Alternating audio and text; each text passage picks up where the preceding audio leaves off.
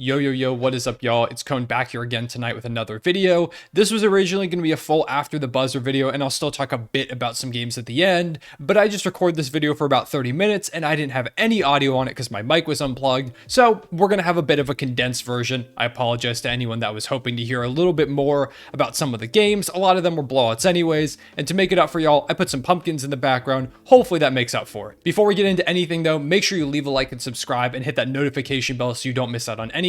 And comment down below what one of your biggest takeaways was from tonight's games, and in particular, let me know what you think about the Los Angeles Lakers, because, warning, we're about to rant for a bit. Los Angeles played the Blazers in the first Sunday afternoon game of the season. These games always feel like really weird stuff happens in them. It happened a lot last season, and this game was no exception to that rule because it was really back and forth. Someone would take the lead, then they tie it up, then there was a lead change. I swore at the end of the game there were like 8 different lead changes in the last minute, but the Blazers do come out on top due to a Jeremy Grant game winner right at the end, driving past LeBron James and finishing over Anthony Davis, who was great today. We'll talk about him.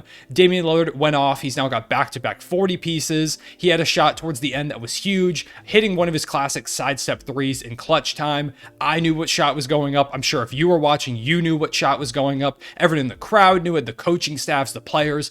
Everybody knew it was a Damian Lillard sidestep three at that moment. Didn't matter. He's still going to knock that down. That's what he does. And as a Thunder fan, I can tell you personally, as soon as that shot went up, I knew it was going in. He's one of those guys that it feels like the second the ball gets in his hands in clutch time, you've got to double him because any other player wide open has less of a chance of making it than Damian Lillard does. It's just what he does as a player. He looks a lot like the Damian Lillard of the past, and I made a whole video talking about how great Dame has been so far. If you want to hear me talk more about that a couple days ago, go ahead and check that one out. However, in this part, I just want to say that Dame's been great. The Blazers moved to 3-0 now. There's still some question marks I have about their roster, but they're winning games. Regardless of how ugly the win is or how crazy it is, a win is a win, and the Blazers now have 3 of them, tied for the most in the league. And then we get to the Lakers side of things. Now, before I really rip into things, I want to give them a lot of props on their defense. Their defense has been legitimately phenomenal, which is part of why I wanted to make this video, because it makes the stuff I'm going to talk about later all that more frustrating. The Lakers have been a top 5 defense so far.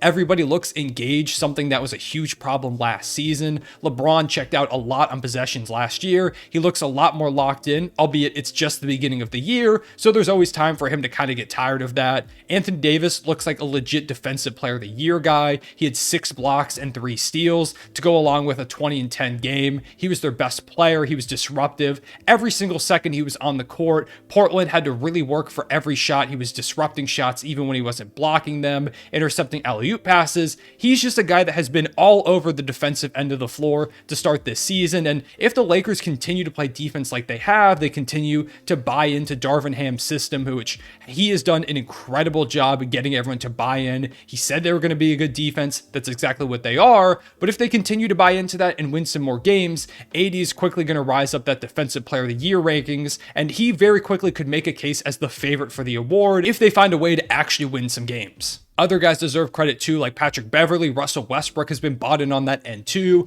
Austin Reeves, basically anybody you name on this roster, they're giving it their all on defense, regardless of how the offense looks. And I can tell you it doesn't look good. The defense has been pretty solid. However, that offense is one of the worst things I've ever had to watch. In particular, they are one of the worst perimeter shooting teams of all time. And that's something that I joked about last video. I said, oh, maybe they'll be one of the worst shooting teams of all time.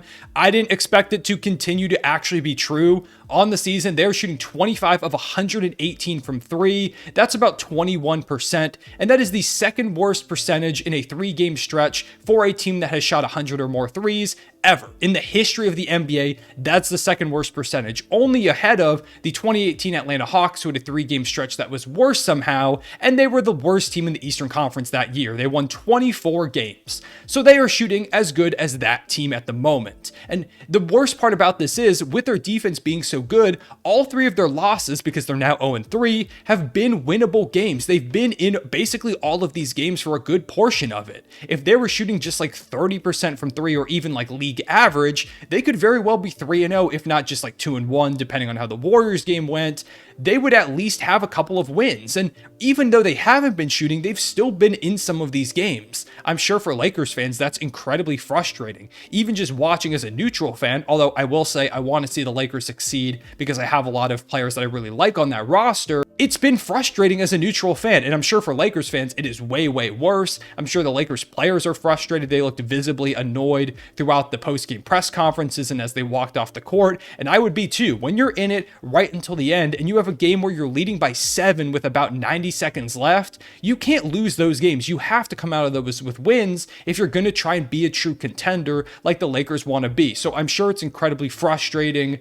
But that brings me to the point where basically, if they don't bring in shooters, this season is a wash. They have to make a trade for some shooters. They've got to change things up. It doesn't matter how good you are defensively. If you can't hit threes in the year 2022, where that's one of the most important shots in the game, you're not going to go anywhere, especially in a really tough Western Conference. In fact, their shooting is so bad that they're considering bringing in Mo Harkless as a free agent, according to Shams, who has shot 27.4% from deep on his career. That's the point that they've reached at this moment. Regardless, all of this brings me to the point the Lakers have to trade Russell Westbrook. If you know me or if you've followed this channel for a little bit now, you'll know that I've always been a big defender of Russ. I feel like he's been unfairly scapegoated in multiple situations over these past few seasons of his career. When he was with Washington, he got a lot of hate at times. Last year for the Lakers, while he wasn't great, there was a lot of times where he was unfairly thrown under the bus despite that roster having bigger issues than him. And this year, while given he hasn't been good, there are other issues on the roster, of course, including the shooting.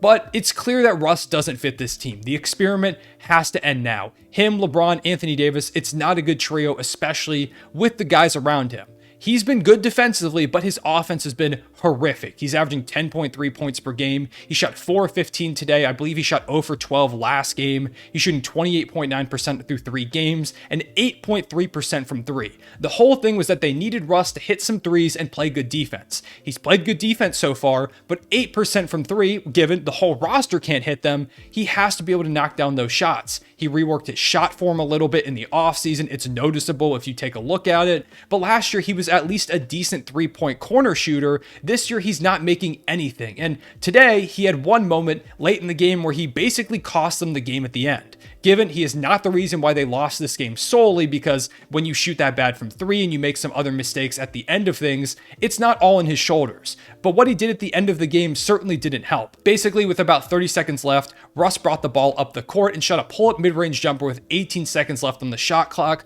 while the Lakers were winning. This wasn't a situation where Russ tried to get a quick shot off because they were losing and he thought they had a 2-for-1 opportunity, although he did say later that that was kind of his mentality on things. He's like, oh, we can get a 2-for-1. You don't need that in that situation. If you just slow things up, you can waste a bunch of time and give the Blazers just 12 seconds to hit a shot, even if you don't make anything. Or if you go out and make a shot, you make it a 3-point game, making it the worst they can do on the other end is send it to overtime. Or if you, for this team miraculously, hit a 3, you make it a 4-point game, basically stealing the whole thing. However, he pulled up that shot quickly, which LeBron and Anthony Davis, who were still at half court, by the way, which shows that they wanted to slow things down and thought that was the plan, both visibly reacted and seemed very annoyed. Even in their post-game press conferences, LeBron in particular said he wasn't going to talk about the Russell Westbrook thing. It wasn't really what he was going to do. However, he did make one comment in his interview that kind of seemed like a shot at Russ. I might be looking too deep into it, but at least seemed to be referencing the situation. The quote was, "It's always a game within a game with me. I always have time and score and what's going on and how the defense has been playing me throughout the course of the game, always in my head. I'm not just out there running around, that's for sure." That to me seems like it's referencing what happened. There's a possibility it's not. Once again, I could be reading into things, but to me, it feels like that is directly talking about the clock mismanagement and the shot selection there, not paying attention to the game situation at the end. Russ, in the past, could hit those shots pretty regularly, but over the last couple seasons with the Lakers, it hasn't been a shot that's going down. I don't understand why he took that look. It doesn't make sense to me, and it's frustrating as a fan of Russell Westbrook, because as soon as that went up, I couldn't defend it. I knew it wasn't a shot I could defend, and I knew it was going to be all over Twitter, which it immediately was. It's tough right now for Lakers fans, and as a Russell Westbrook fan and someone who wants to see this team succeed, they just can't. They cannot shoot, and Russ just is clearly not a good fit. The experiment needs to end, and those two factors are why they have to trade him. It's not going to work out with him on the team, despite how great of defense he's playing. He's not enough of a shooter, and he just doesn't fit with those other two guys. And to make a trade, they have to use Russ's contract. His contract, alongside their 2027 and 2029 first-round picks, is the package that has been talked about for a deal for a while now, whether it's Miles Turner and Buddy Hield, Gordon Hayward or Terry Rozier or whatever from Charlotte. San Antonio, I know, has been talked about a little bit with like Jakob Poeltl and maybe like a Doug McDermott. Regardless, some trade has to be made using Russ's contract and those picks. It's the only way where they're going to fix things. It is so bad right now shooting-wise that Nurkic had one possession where he just completely turned around on Anthony Davis, who shot a corner three and hit the corner of the backboard. They do not respect this team from deep. Every time Russ shoots a three, the crowd visibly groans. It is just not a good situation there. Regardless of fit or everything, it just feels like both sides need to move on from this whole thing. It feels like the Lakers are kind of over this experiment. It feels like Russ doesn't want to be there anymore. Maybe I'm wrong about those things. That's just kind of what I've picked up from watching the games and paying attention to the situation. Once again, I'm not in that locker room, so who really knows? But all in all, it feels like both sides would benefit greatly from this whole thing being over. Russell Westbrook can go somewhere else and play on a different team where maybe he fits better, and the Lakers can bring in some shooters that desperately help the situation that they desperately need help with. This is all particularly frustrating for me personally because Russell Westbrook is my favorite player of all time. I really thought this was going to work out. When he was traded to the Lakers, I made a video talking about how they were going to win a ring. I made a video that offseason too, talking about how Russ was going to unlock Anthony Davis's game. I thought it was all going to go super well. They were bad last year. They look to be bad again this year unless they make major moves. And regardless of if they turn it around, I don't think Russ is going to be around for that. I know Rob Pelinka said in a report that he was going to give things till about Thanksgiving. I think that's too long. If you keep this situation the way it is till Thanksgiving, you're going to fall way too far behind in the Western Conference standings to make a comeback. You have to end this experiment now. You've got to make a trade ASAP. They've got a good defense. If they bring in some shooters, the Lakers could maybe be a legitimately pretty solid team and try and make the playoffs. But the way it is right now, I just don't see it happening. It's time to trade Russell Westbrook, as much as that hurts me to say.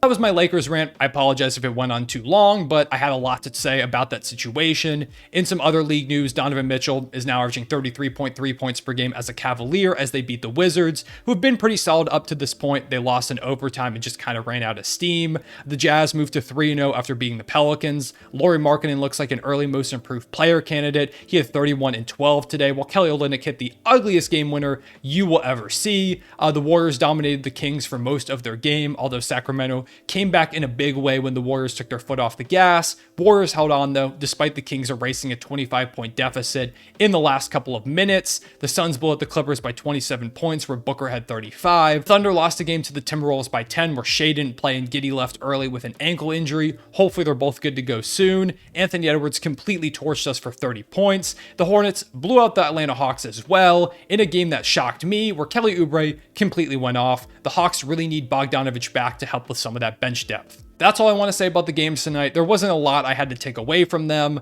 You might see a video at a normal time tomorrow. I kind of want to talk about Benedict Mathurin, what he's been doing. So go ahead and leave a like and subscribe if you want to see that video. Also, like I said, comment down below your thoughts on this Lakers situation, what you think they should do, and if they do trade Russ, what package should they go for? I'm really curious to hear what y'all have to say. Make sure you hit that notification bell too so you don't miss out on any of these videos. I appreciate y'all watching. I'll see y'all later. Real One Save Back.